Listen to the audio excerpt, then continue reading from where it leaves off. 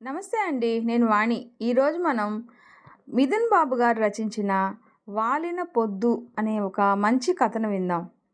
సుబ్రహ్మణ్యం గారు రిటైర్ అయిన తర్వాత వచ్చిన డబ్బు, ఇల్లు, పిల్లలు తీసేసుకున్నారు. అత్తగారి దగ్గర ఉన్న నగలు కోడళ్ళు, కూతురు తీసేసుకున్నారు. కొన్ని రోజులకే మిమ్మల్ని చూసుకోవడం మా వల్ల కాదు, మిమ్మల్ని అనాథాశ్రమంలో చేర్పిస్తాం అన్నారు.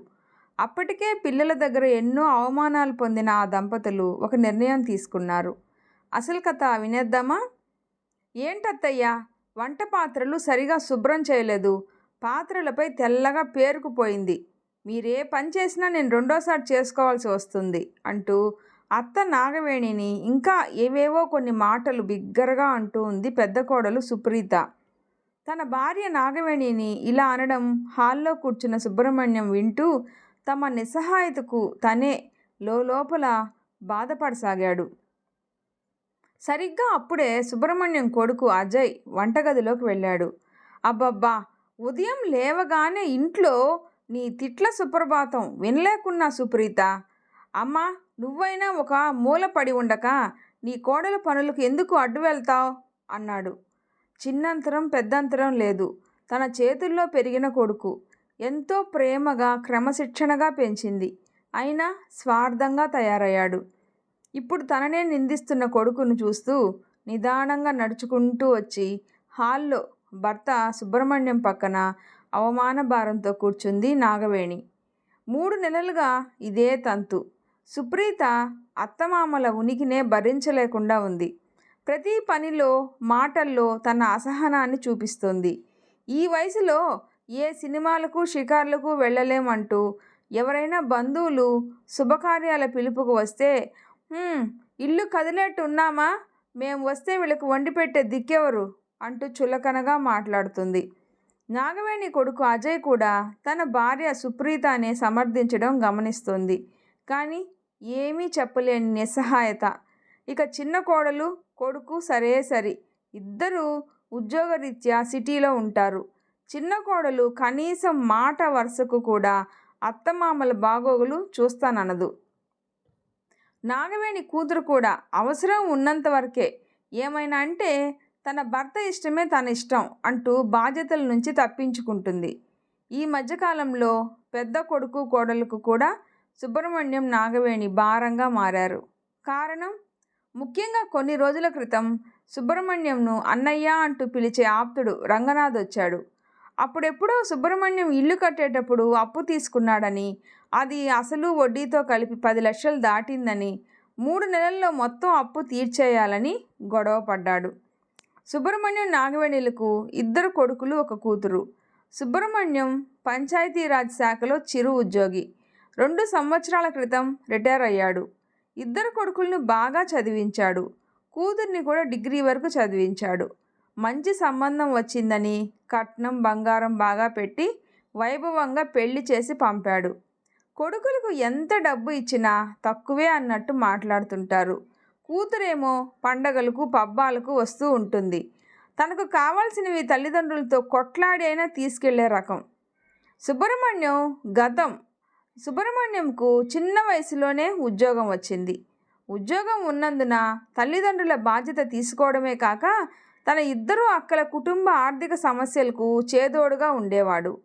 బాధ్యతైన వ్యక్తి, మంచి వ్యక్తి అనే పేరు తప్ప ఆర్థికంగా తను మిగిల్చిందేమీ లేదు. ఒకప్పుడు సుబ్రహ్మణ్యం తన భార్య నాగవేణిని చాలా బాగా చూసుకున్నాడు. పచ్చని పసిమిఛాయితో ఎంతో అందంగా, అణుకువగా ఉండే నాగవేణి అంటే సుబ్రహ్మణ్యంకు అపురూపం. ఏనాడు ఆమె ఇల్లు దాటిన దాఖలాలే లేవు.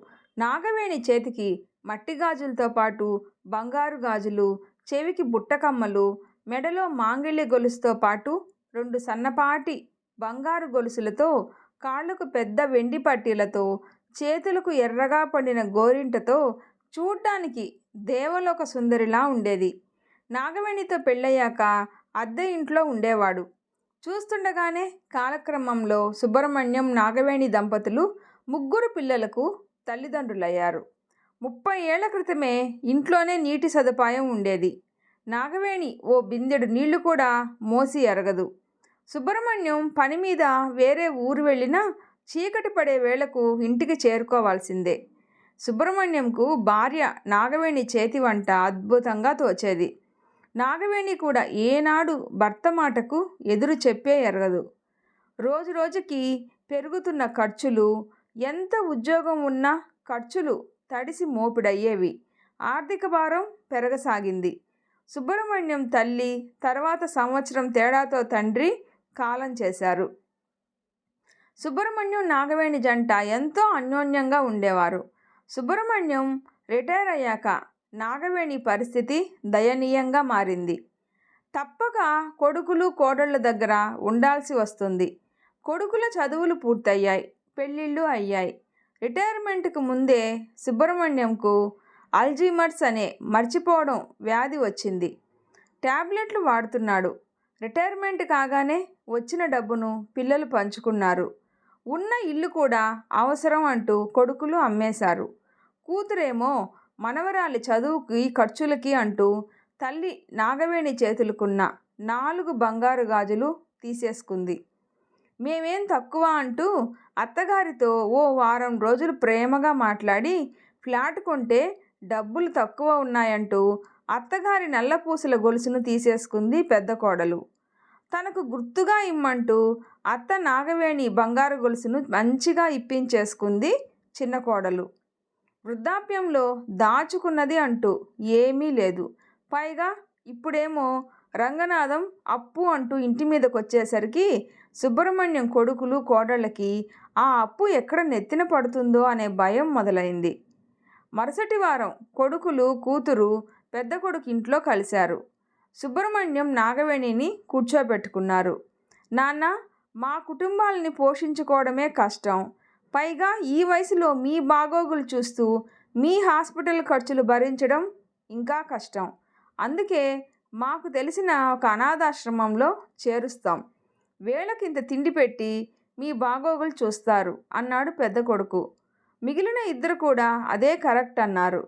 సుబ్రహ్మణ్యం మనసు భారమైంది. ఏ పిల్లల కోసం రెక్కలు ముక్కలు చేసుకున్నారో, ఏ పిల్లల కోసం తమకున్న సంపదనంతా వదిలేసుకున్నారో, ఏ పిల్లల సంతోషం చూడ్డానికి తప్పించారో ఆ పిల్లలే ఇప్పుడు తమను అనాథల్ని చేశారు.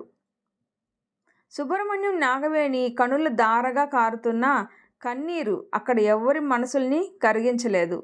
ఆ రాత్రి అందరూ నిద్రపోయాక సుబ్రహ్మణ్యం నాగవేణి దంపతులు తలుపులు తెరుచుకొని చీకట్లో కలిసిపోయారు. ఉదయాన్నే ఈ విషయం గమనించిన సుబ్రహ్మణ్యం పిల్లలు కూడా ఏమీ పట్టనట్టుగా ఉండిపోయారు. అంతా పెద్ద భారం దిగిపోయింది అనుకున్నారు.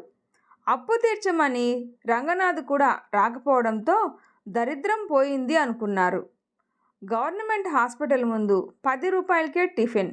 జనం రద్దీ ఎక్కువగా ఉంది. ఓ 30 సంవత్సరాల యువతి, 32 ఏళ్ల వ్యక్తి జనాలకు టిఫిన్లు సప్లై చేస్తూ వచ్చిన డబ్బులు సరిచూసుకుంటూ ఉన్నారు. ఉదయం 10 గంటలు దాటుతూ ఉండగా రంగనాథ్ వసూలైన డబ్బులు తీసుకొని ఆ పనిచేసిన భార్యాభర్తలకు 500 చేతిలో పెట్టి మిగిలిన డబ్బును జేబులో పెట్టుకొని బయలుదేరాడు. రంగనాథ్ ఓ ఇంటి ముందు ఆగాడు. ఎదురుగా నాగవేణి వస్తూ కనిపించింది. ఇదిగో వదినా, నిన్న వరకు బ్యాంకులో జమ చేసిన మొత్తం మునుపటిది 18 లక్షలు. ఈ 3 నెలలకు హోటల్ ఆదాయం ఖర్చుపోను 70,000 జమ చేశాను. చూడు అంటూ బ్యాంకు పాస్బుక్ చూపించబోయాడు.